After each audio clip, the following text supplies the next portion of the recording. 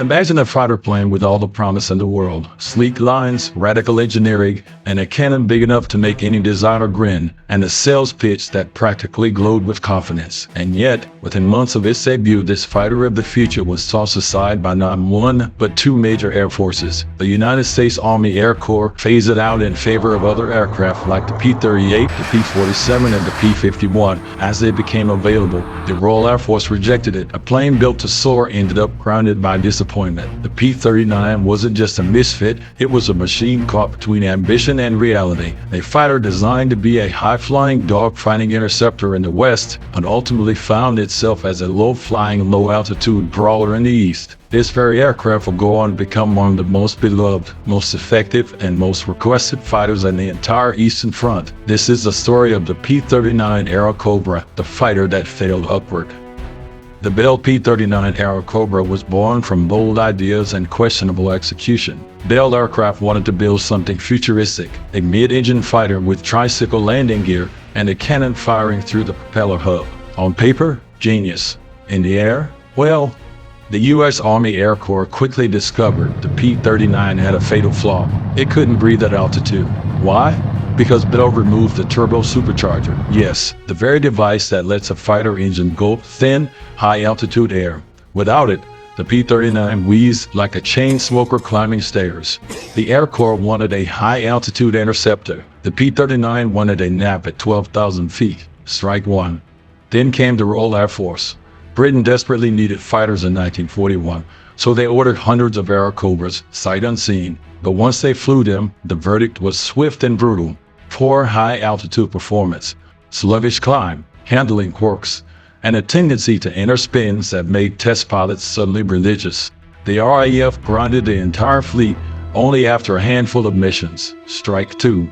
The P-39 was now the aviation equivalent of a clearance rack sweater, technically functional, but nobody wanted to be seen in it.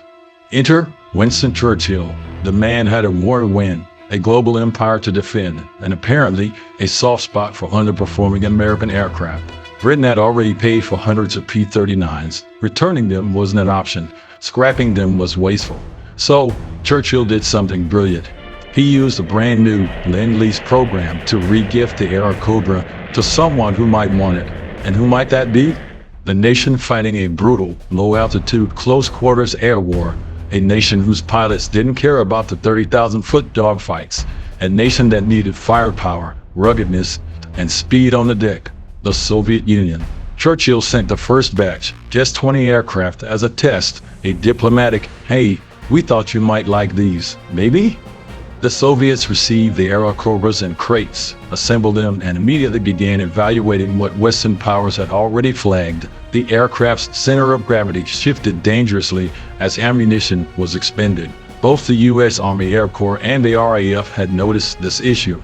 They knew the mid-engine layout and nose-mounted cannon created a delicate balance, one that could trip into instability mid-flight, but their response was mostly diagnostic. They identified the problem, documented it, and moved on. The Soviets, they went further. Soviet engineers didn't just note the imbalance, they corrected it. They rebalanced the nose, adjusted fuel and ammo loading procedures, and rewrote flight manuals to reflect the aircraft's quirks. They treated the Airacobra not as a failed design, but as a misunderstood one. And once those changes were made, the P-39 transformed at low altitude, where the Eastern Front battles raged.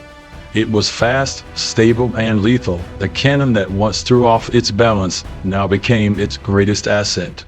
Once the Soviets put the P-39 into combat, the results were immediate and spectacular. Soviet aces like Aleksandr Pokryshkin, Grigori Rechkalov, and Nikolai Golayev racked up enormous victories in Airacobras. Pokryshkin alone scored the majority of his 59 victories in the P-39. Why did they love it? The 37mm cannon shredded German aircraft. The low-altitude performance matched the Eastern Front realities. The rugged airframe handled rough Soviet airfields.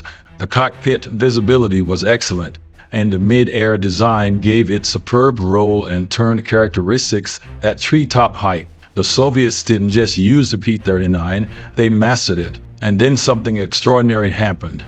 Joseph Stalin, yes, that Stalin, personally wrote President Franklin Roosevelt requesting more P-39s. Not P-40s, not P-47s, not P-51s. P-39 Airacobras, the aircraft rejected by the US, grounded by the British, mocked by Western pilots. The Soviets wanted thousands of them, and they got them. More than 4,700 P-39s were delivered to the USSR, more than any other nation on Earth. The Airacobra became one of the most important fighters of the entire Western Front.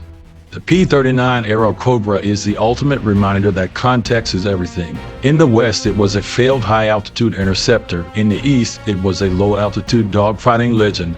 The U.S. Army Air Corps dismissed it. The RAF rejected it, but the Soviets turned it into a hero. And none of that would have happened without Churchill's decision to send the first 20 unwanted aircraft across the world. Sometimes history turns on the smallest hinge.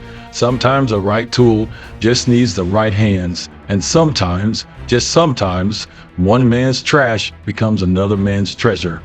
If the Soviets hadn't embraced the P-39, would it be remembered today at all? Let me know what you think out there. See you on the next one. It's the Space Extra. Out.